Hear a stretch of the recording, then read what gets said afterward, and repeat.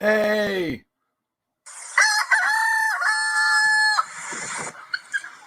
welcome to the Good Morning Show. And this is our first show so let me explain what's going on. I am currently unemployed. I quit my job. I just felt like the direction of my last employer and I were going in two different directions. I have no real hard feelings about it.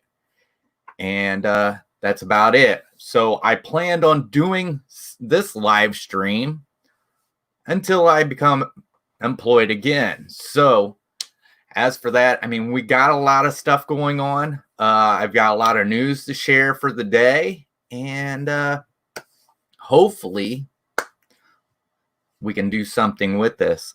Let's see. As of right now, this is a new live stream, so I'm not expecting very much chat. And it is 9 o'clock in the morning here, and I know it's earlier in other places, but maybe people catch the replay. But before we start, if you like this, and I'm expecting you to watch to see if you like it, give me a thumbs up there, and if you're watching a replay, give me a comment on if you liked it or not. And if you just now found this channel, please, if you like the content, hit the subscribe button and hit the notification bell to let you know when I go live or when we post a video. But let's get on to it. So we do have some news. We have a lot of news. We have some news covering a lot of Star Wars news. We got some video game news, and we got some Disney news. So let's get started with that, and let me go ahead and pull it up. All right, so this comes from Cinema Blend, and it says, looks like one Mandalorian star will not be returning for season 2. So The Mandalorian Season 1 featured an impressive cast that was headed by Pedro Pascal and included newer names like Gina Carano and veterans like Carl Weathers. Aside from the main players, the show also included guest appearances from the likes of Ming-Na Wen and Clancy Brown. The season also featured a memorable guest spot from comedian Bill Burr, who played mercenary Mayfield, but those expecting to see the character return in season 2 are in for a disappointment. All right, so Bill Burr's not coming back for season 2. Okay, doesn't mean that his character couldn't show up in a later season, because I believe with The Mandalorian, the way it's going, it's probably going to have multiple seasons, just not a few. So let's go ahead and read on.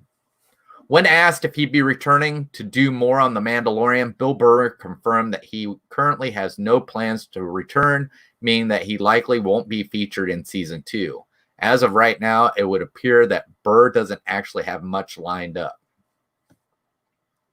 So a comment from him was, no, none of that. Once these two things, King of Staten Island and F is for Family, come out on the same day, the well is dry. I got nothing, so we shall see.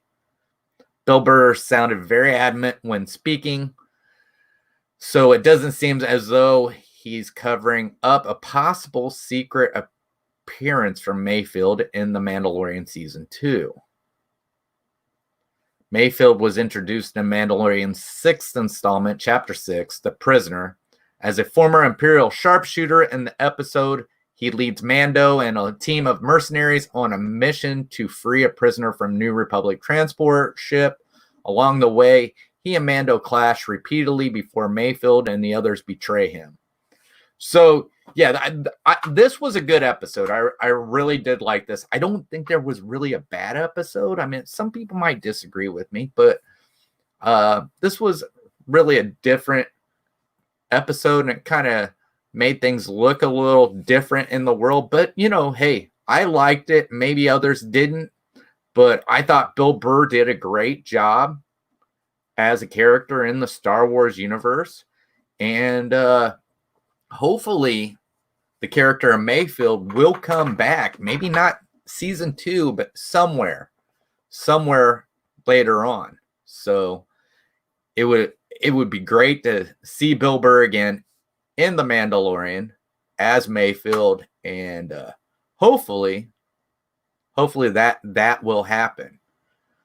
But let's see. So I don't know.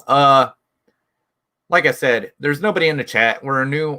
This is a new stream, so but maybe, you tell me, what do you think? Would you want to see Bill Burr in another episode of The Mandalorian? I mean, I don't know if many people know who Bill Burr is. Bill Burr is a great comedian. He's hilarious. I like to watch him every once in a while. I know I've seen him as a reaction video, and a lot of people actually love these reaction videos that people are making of Bill Burr's comedy. But if you don't know who Bill Burr is, check him out. He is hilarious. I love watching him, and he's about right on point almost on everything. He's just really great. So, all right, so let's move on. We're going to move out of the Star Wars for a little bit, and let's move into video games. And this one has to do with Call of Duty. And this is brought to us by Game Rant. And the title is Call of Duty Warzone Players Spot Something Under the Ice at the Dam. So if you're not familiar with Warzone in Call of Duty, it's this great big battle royale where you jump out of a plane, you gather up weapons, money, and all kinds of stuff, and it's basically last man standing. But it's a huge map, and there's been a lot of Easter eggs being found on these maps and a lot of different stuff. I think it's really neat that they're doing stuff like this. It's something like what Fortnite did, but it really just makes the game more interesting, telling a story through different seasons and everything like that for a video game. So let's see. A massive discovery in Call of Duty Warzone revealed a shadow figure moving beneath the ice in the Battle Royale dam location. So there is a large dam on the map. A lot is happening in Call of Duty Warzone right now. The Battle Royale game just started Season 4, and with it, the next curious chapter in the game's surprisingly captivating story. In Warzone Season 3, players were able to unlock Bunker 11. Within the bunker, a nuclear warhead and evidence of the construction of a nuclear missile. Players always expected Season 4 to escalate the situation, but perhaps not in the way a recent discovery has pointed. Players have found mysterious shadow that's moving around beneath the ice in Warzone dam area. Reddit user Ronnie972 was the first to make the discovery, which can be seen by Warzone players right now on the game's live server. Ronnie972 and friends were playing at the top of the dam when a gigantic shadow passed underneath their feet. They then found a helicopter in order to get an aerial view of the ice. It revealed that this oval-shaped shadow passed along the length of the dam upper edge under the ice. Okay. Notably, the shadow doesn't only stay under the ice, but enters the ice from under the rocky land to the side of the dam, and when exits into the earth on the other side. Warzone players speculate that this could imply that there's a watery tunnel system running through the dam section of the map. Some were quick to leap to the conclusion that Warzone has an underwater monster, perhaps due to Fortnite's history with monsters frozen in ice. Others, including Ronnie972, said they believed it to be a submarine. A submarine would certainly fit the theme of Warzone a little better than a sea monster. Leakers have been quick to investigate, noting that there are absolute submarine-related files in Warzone. Whether they're connected to the shadow under the ice remains to be seen. So this is pretty neat, and this is what brings people back to the game, is something like that's a mystery and stuff like this. And this, I have not, I play the game. I have not seen this myself, but it just, to me, makes it seem like maybe this would be something that keeps players intrigued. And the thing is it's one of those things that you can actually, while playing, and you can actually, I don't want to say it, you can lose your focus on the game and just get killed just from wanting to see something different on the map. But I mean, it's just great that they're trying to keep your interest in the game and everything like that, because battle royales, I mean, it's a one thing only. You're trying to win, you're trying to be the last one alive, you as a single player or you as a team. And putting little stuff like this in here just makes the game so much more interesting. And I really think this is really keeps the game fresh and wants people to go back and everything like that. Now, I know they've had a lot of problems with cheaters coming in using hacker systems and stuff like that, like wall hacks and aimbots.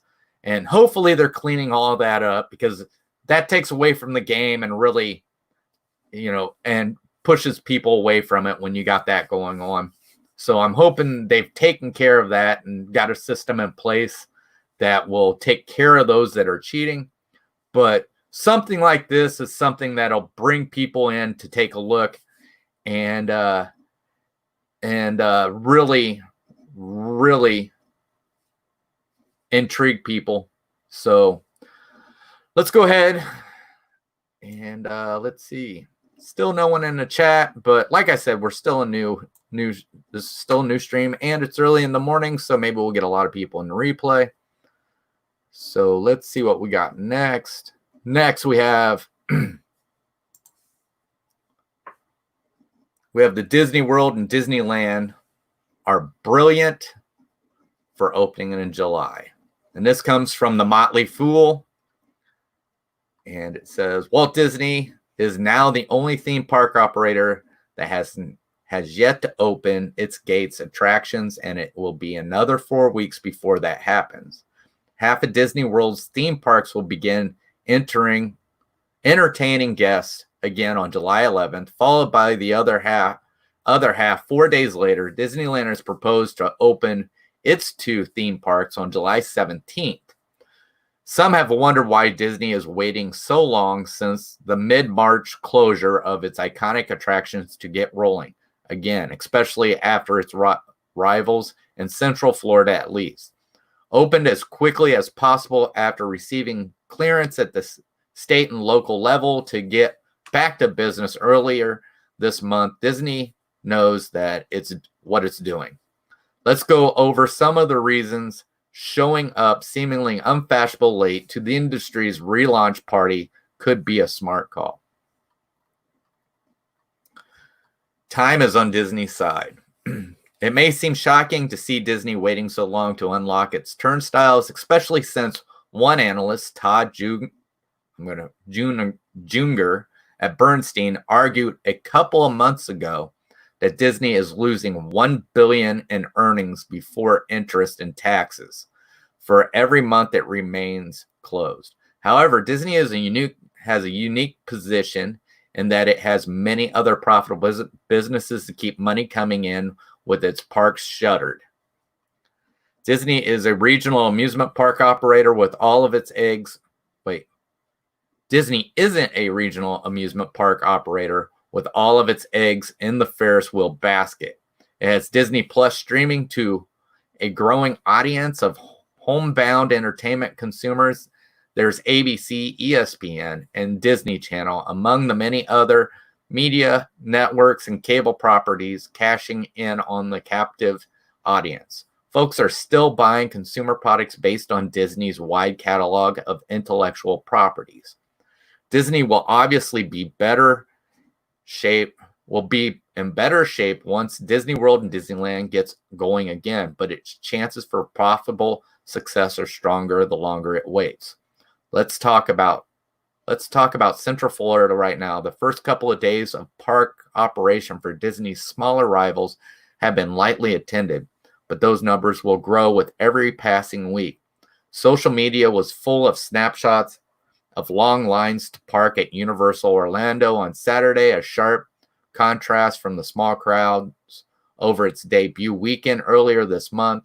By the time Disney World opens, you can be assured that area hotels will be busier than they are right now, and locals will be more accepting of the expectation of park visits. Disney's eagle eye view here gives it a chance to learn from the mistakes of others. It can also mirror that it sees working for its peers. All the operators have different approaches to how they're handling guests, check-ins, and even in park sanitation measures. Disney can take these next few weeks to see best practice bubble to the surface. It also probably bears pointing out that COVID-19 confirmations are spiking in Florida. The Sunshine State has had back-to-back record days of new cases. Florida is highly unlikely to usher folks back into quarantine, but if it does happen, you can be assured that it will be easier for Disney to delay its opening than for folks who just started greeting patrons to shut down their gated attractions.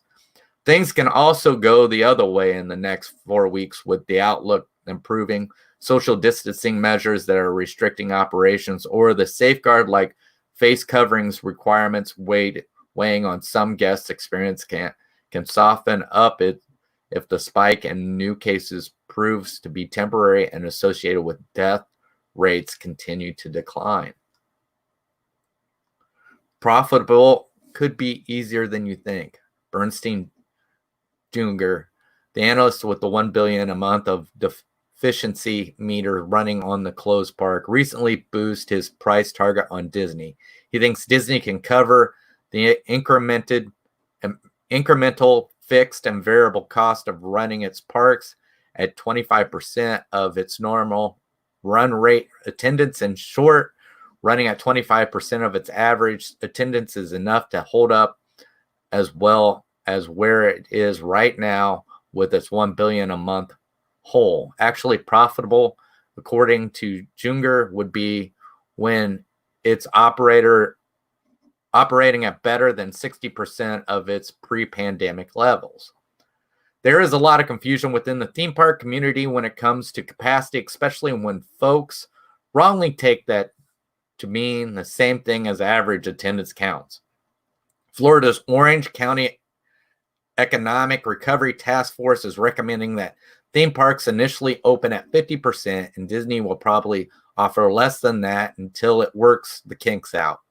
Profitability in this scenario, or even improving on the $1 billion a month deficit, may seem challenging until the eventual 75% capacity phase, but reality is kinder than that. Disney's capacity is naturally a lot higher than its daily attendance. Capacity is dictated by the amount of people who can physically be in the park according to fire code, and that's the higher figure being used to cap crowds. The Magic Kingdom is the world's most visited theme park, welcoming an average of 57,000 visitors a day in 2018, according to the industry's Watcher Theme Entertainment Association. Trip planning specialist Tour Plans estimate that Magic Kingdom has a capacity of 90,000, a figure that's probably lower with some shows and experiences not reopening this summer, but obviously well above the typical guest counts. So basically what they're stating is they believe that Disney they're going to be better off waiting and not opening right away, which I can actually see that. I mean, if you can learn from your competitors and see what's working for them and see what's not working for them, or see how you can improve on something that they're doing, I could see Disney doing very, very well. And, I don't think there should be a rush. Like I said, I know people are like, we can't wait for the park to open, and we can't wait for the park to open up. And I understand that, but the more anticipation that's built, the better the experience is going to be. But then again, when Walt Disney World or Disneyland opens up, it's not going to be the same. I mean, there's not going to be fireworks, there's not going to be parades, and there's not going to be meet and greets. So I'm not telling you not to go to the park, but I would say if you're going for the first time, I would say I would delay my vacation for my first vacation to Disney World till everything's back to normal, because you really don't want to go down there and then this is the way it is, because it's not going to be. It's not going to be the same.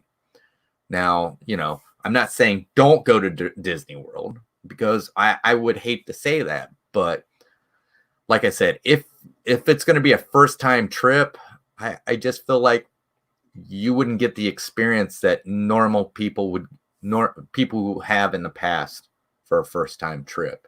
Because going for the first time, you have a hard time understanding what is the norm, because you're going during a time when it isn't the norm.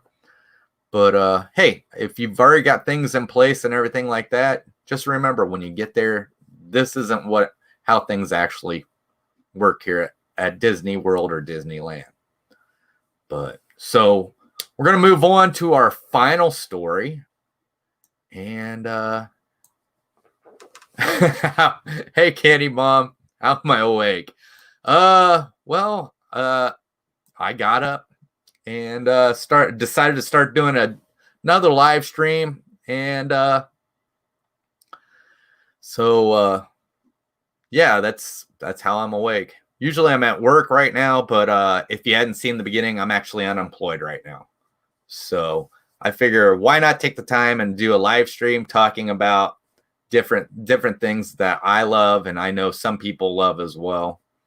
So, but yeah, we Disney World and Disneyland. Yeah, I think them waiting till July to open up is a great idea. So I'm sorry, Candy Mom, I didn't see your comment because I actually had what I was reading off of in front of the comments. But all right, so let's move on to our next piece of news. And this, I'm in robot mode. Are you? Awesome. Morning show is a good idea. I've been 4 times and I'm waiting. Oh yeah. So under 5. So the next piece of news we have is it's an old piece of news. It might have been something that hadn't been brought up, and it has to do with George Lucas from Star Wars, and it's just how a note from George Lucas saved a Star Wars parody. So this is from where are we from? Let me take another look real quick. Showbiz cheat sheet.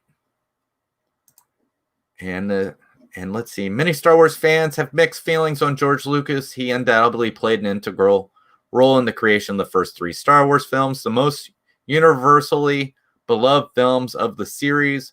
On the same token, some fans dislike the prequels and feel the entire franchise includes problematic content. In spite of the controversy surrounding Lucas, he has occasionally stuck up for derivative art inspired by Star Wars. One example is Mad Magazine's parody of The Empire Strikes Back. The creator of the parody might have been in legal trouble if not for Lucas. So this goes back to the 80s. So this is something from the 80s. I don't know if it's something that people didn't know about until now or it just got out, but George Lucas and a classic humor magazine. Mad was a huge force in American comedy for a long time. In its pages, people satirized pop culture, politics, relationships, and numerous other topics. The magazine was partly famous for its movie parodies, which satirized the plots of films in a visual style similar to comic books with word bubbles, panels, etc.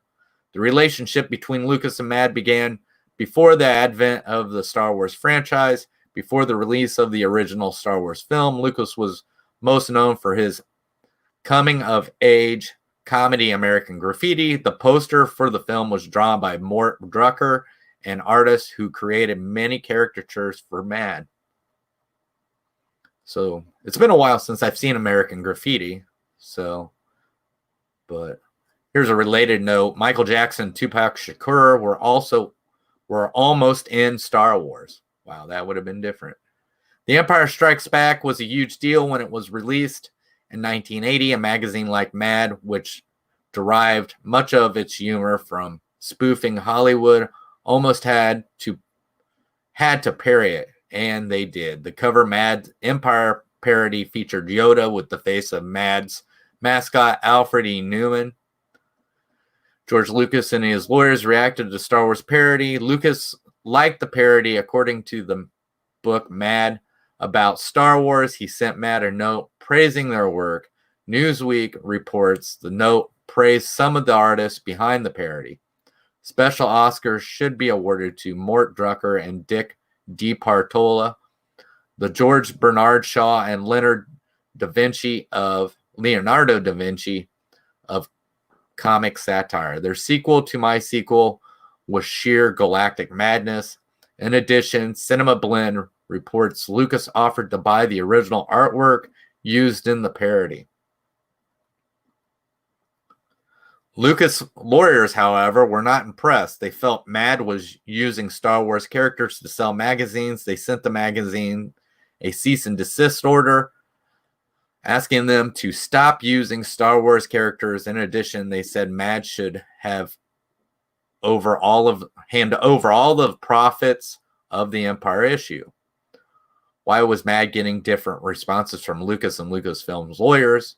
At the time, Lucas had very little to do with Lucasfilm's lawyers. Lucas had no clue the lawyers sent Mad a cease and desist letter, just as the lawyers were unaware of Lucas's notes. Ultimately, Mad's publisher, Bill Gaines, sent the lawyers a copy of Lucas's note, and the two parties never came in conflict again. Thanks to Lucas, the world got many more Mad spoofs set in the galaxy far, far away.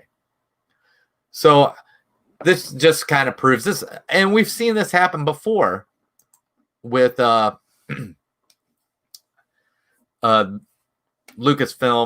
kind of going after people for doing stuff like this. And George Lucas has always been open to people playing around in his world. So, but yeah, he's one of those guys that he created something and he just wants to see people enjoy it. And I'm a big fan of Star Wars. And now that Disney has control over it, oh yeah, he saved them. I think this isn't the only occasion that this has happened, because I've seen other instances where you've heard people who are getting in trouble for making Star Wars fan films. And George Lucas was really big on people. They actually had a festival at one time on Star Wars fan films, and I believe they actually would give something to the winner, and they did that for a long time. And since Disney's bought them, they've kind of done away with that. I really love to see that come back, because there was just it always happened around May 4th, of course, and they would have all these Disney film or fan films, and some of them were hilarious. Some of them were done really well. I remember there being one that was like a commercial on joining the Empire, and the way it was done was great, and it was hilarious. I mean, they said there's positionings opening all the time, and they show Vader choking choking one of the officers, and it was just something that's really neat, and it just allows Star Wars fans to play more in the Star Wars universe. So, but yeah, so we covered a lot here. We got talked about the Mandalorian, about Bill Burr. As of right now, his character is not returning Mayfield for season 2. But like I said, that doesn't mean that Bill Burr may not return in another season. So, and he did have a small role. It wasn't really something that you could see being reoccurring, but you could see him popping up sometime later. What else did we cover? We covered Call of Duty video game. Something underneath the ice on Warzone. People are saying. And like I said, I just love that it's something that keeps players to coming back to play that, giving that something interesting to see. And I'm sure you'll start seeing when you play, you're going to see a lot of people over there looking down under the ice, trying to see that shadow that goes underneath. And what else do we got? We did Disney opening, their late opening, the reason why. And like I said, I can't agree more that Disney waiting till July to open has to be a smart move when you can sit back and watch all your competition open up and get an idea of what's working for them, what's not working for them, maybe something that's working on them that Disney can improve in their own way. It's genius. I mean, I don't know who does it better. Disney does it better. They always have a plan. There's several times where I sat there and I'm like, how are they going to deal with this? And it happens, and Disney was there. Oh, thanks, Candy Mom. But yeah, and then of course, last piece we just read, George Lucas.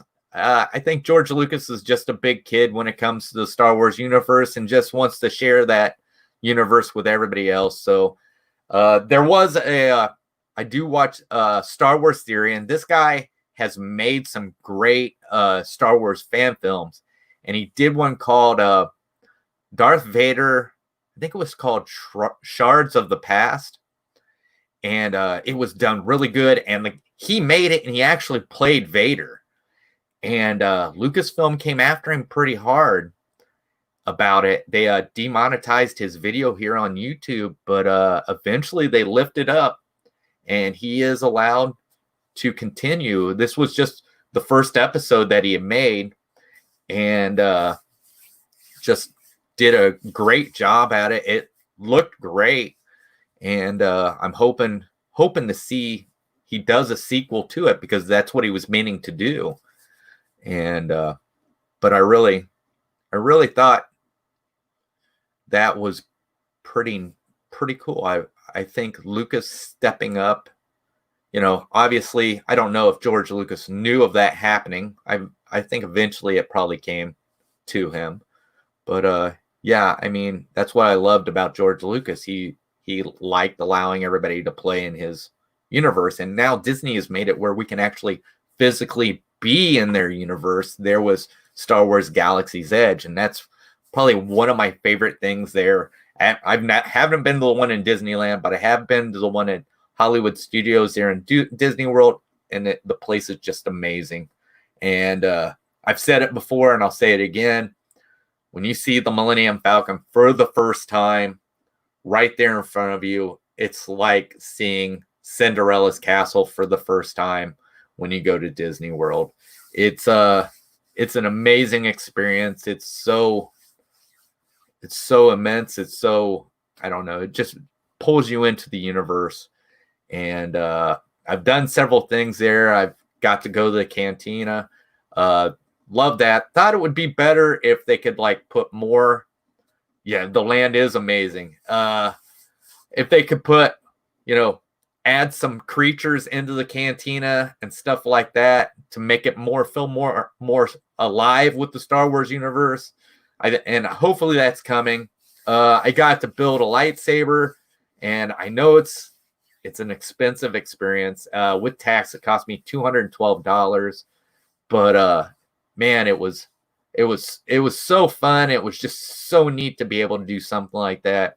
And if you're able to do it, I say build a lightsaber. And I haven't got to build a droid yet. I've been wanting to build a droid the next time I go down.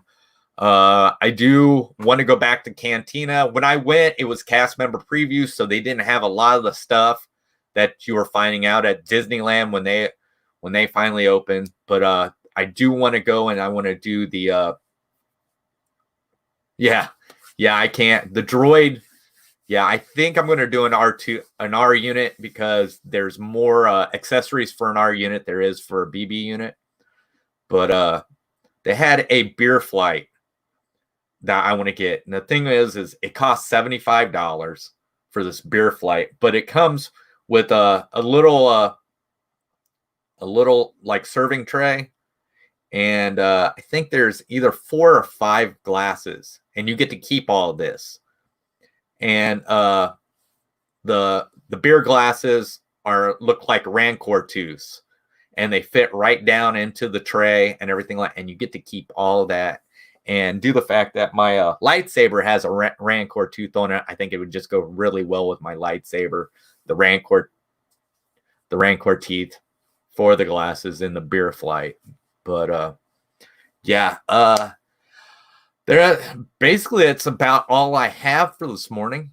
So like I said before, thanks Candy Mom for being here. I really didn't think I was going to have anybody in chat, because this was brand new and something I was trying. But I really want to thank you for being in here. So for everybody else who'll be watching, hopefully the replay, like I said, if you like this, give me a thumbs up. Give me a comment. Maybe there's something I didn't cover that you think I should cover.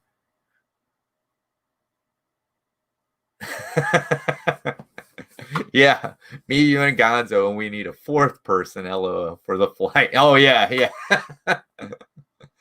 But yeah. So leave me a comment. If there's something I haven't covered that you think I should cover, like I said, I'm here for you guys. I'll do whatever I can for you. Like I said, and if this is the first time on the channel, please, if you like the content, subscribe and hit that notification bell to let you know when we post a video or go live. But that's going to do it for right now. Once again, Candy Mom, thanks for being in the chat. I really appreciate you showing up. And I'm gonna try and do this every morning. So if I can continue to find more news, we're gonna do this every morning until I find a job. So, but thank you for watching. I know it was short, but I really appreciate it. And I hope to catch you tomorrow morning on the Good Morning Show. Thanks for watching.